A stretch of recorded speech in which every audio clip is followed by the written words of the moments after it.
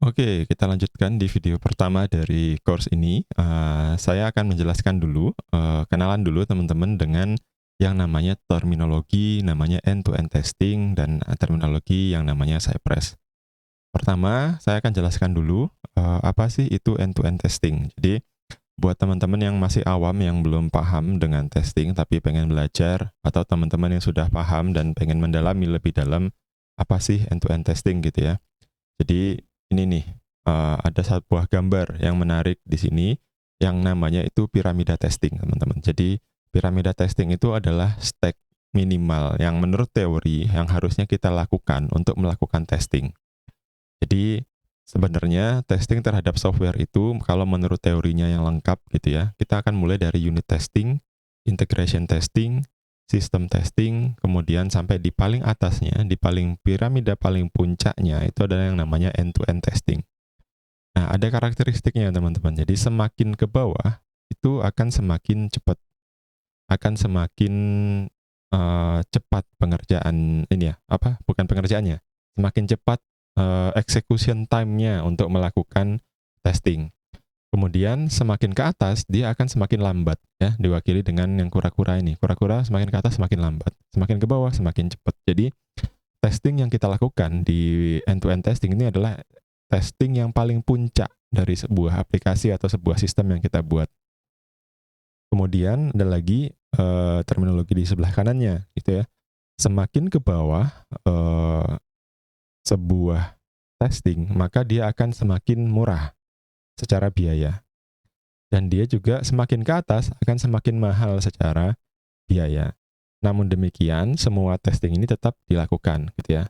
Nah, sekarang di course ini kita akan fokus di atas ini, di end-to-end testing. End-to-end testing ini maksudnya seperti apa? Ya berarti ngetes suatu sistem atau suatu software sama persis sebagaimana si user itu melakukan. Sebagaimana si user melakukan atau menggunakan aplikasi kita. Jadi, sebagaimana aplikasi kita itu dicoba sama user, seperti itulah kita melakukan testing. Contoh ya, buat teman-teman yang belum tahu, end-to-end testing seperti apa? Misalkan kita buka sebuah website gini ya. Ini adalah website yang bakal kita coba untuk testing. Gimana nih seorang user akan menggunakan website ini? Tentu saja dia akan memasukkan username-nya, dia akan memasukkan password-nya, ya. Kemudian dia akan ngeklik tombol login gitu kan. Kemudian dia bisa lihat berbagai macam informasi di dalam sini, kemudian dia melakukan logout. Nah, seperti inilah sebuah proses end-to-end testing itu dilakukan. Dan tentu saja teman-teman yang berangkat dari seorang QA manual ini sudah paham banget dengan proses ini. Ya, proses yang teman-teman lakukan ketika melakukan testing dengan mencoba dan melakukan input terhadap aplikasi yang teman-teman punya, itulah sebenarnya yang diberi nama end-to-end testing. Jadi, teman-teman sedang melakukan end-to-end testing. Kenapa lah kemudian argue-nya end-to-end testing itu mahal? Ya, kenapa? Karena yang melakukan itu harus orang. Dan yang namanya orang berarti harus digaji dan harus keluar biaya. Yang lebih besar lagi, kenapa? Karena semakin di sini semakin harus dicoba manual satu-satu. Dan ini kita mengeluarkan biaya. Nah, end-to-end testing inilah nanti yang akan dicoba disolusikan dengan dilakukannya sebuah otomasi. Otomasi gimana untuk melakukan testing itu.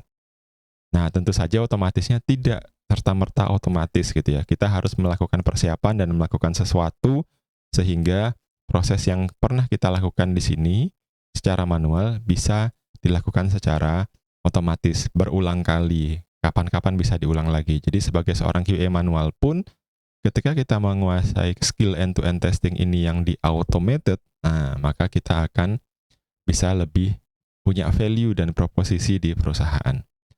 Demikian dulu teman-teman pemahamannya tentang end-to-end testing. Jadi end-to-end testing itu summary-nya adalah ya dia ada di puncak dari piramida testing dan dia semakin lambat dan dia semakin mahal. Maka dari itu kita butuhkan proses otomasi. Untuk membuat apa?